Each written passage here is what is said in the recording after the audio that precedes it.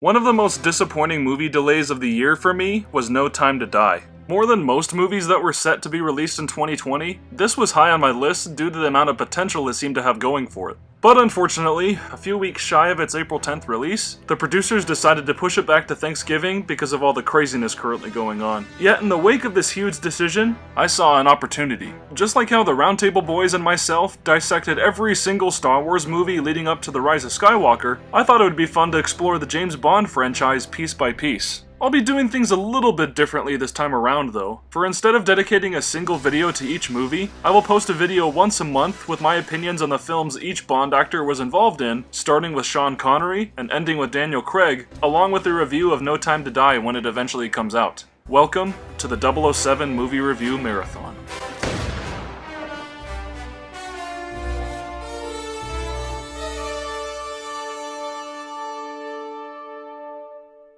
If someone is a fan of the James Bond movies, that means one of two things. One, they like the grit, intensity, and humanism found primarily in Daniel Craig's movies, but also found itself in some of the films Timothy Dalton and Pierce Brosnan were involved with. Or two, they just like the goofy, wacky stories that movies like Austin Powers made fun of on a regular basis. And even though Sean Connery and George Lazenby's movies had their fair share of nonsense on their own, the era when the James Bond franchise really began to establish itself as a constant barrage of illogical rubbish is when Roger Moore stepped into the picture. Now when I say this, understand that I am not targeting Roger Moore as a person. Usually the problems with actors' performances are the result of bad writing. Roger Moore cannot be faulted for the quality of the seven Bond films he starred in. He was paid to perform lines of dialogue he was given, and in the tone that his directors asked him to deliver them in. But even so, the 12-year-long Roger Moore era of the franchise is undoubtedly the most repetitive, nonsensical, and trash-laden period of them all. Honestly, the fact that Roger Moore was in the most James Bond films of any actor doesn't automatically mean that he was the best fit for the character. As I've theorized in the other videos I've made up to this point, it was probably a case where since these films were doing just fine financially, the producers likely didn't feel the need to really grow and improve their franchise. Why would they if the efforts they were making were acceptable for audiences? But even if the producers were just considering the most logical business decisions to make at the time, the truth is that these films have aged horribly. And in order to delve into the reasons why, let's examine the root of the problem: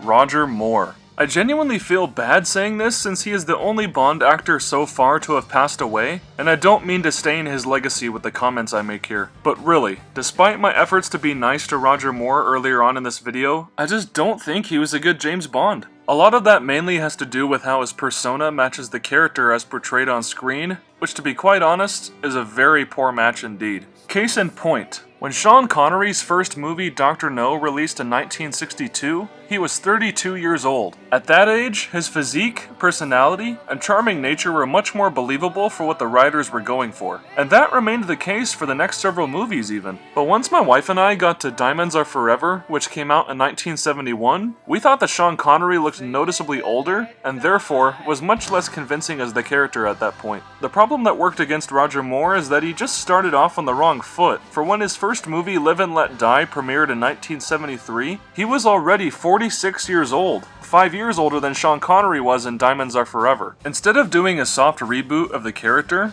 passing the baton over to Roger Moore meant that he was basically playing the same exact version of the character Sean Connery and George Lazenby portrayed. After all, the same actors who portrayed Moneypenny, M, and Q all stayed the same, so it's easy to assume that Roger Moore was playing the character that Connery and Lazenby defined, with the key difference that Roger Moore was playing more of a middle-aged version of him. This means that all of the wacky one-liners, ludicrous action scenes, as well as Bond's awkward and sometimes truly uncomfortable interactions with women, hadn't really changed in the transition to a new star at the center. Roger Moore was literally the new element of these movies. Therefore, the things that were already weird and outdated in the Connery era suddenly felt much weirder with Roger Moore. As a result, most of the stupid shenanigans these 7 movies tried to pull were even more comical, scatterbrained, and boring. And I really mean that for pretty much all of them.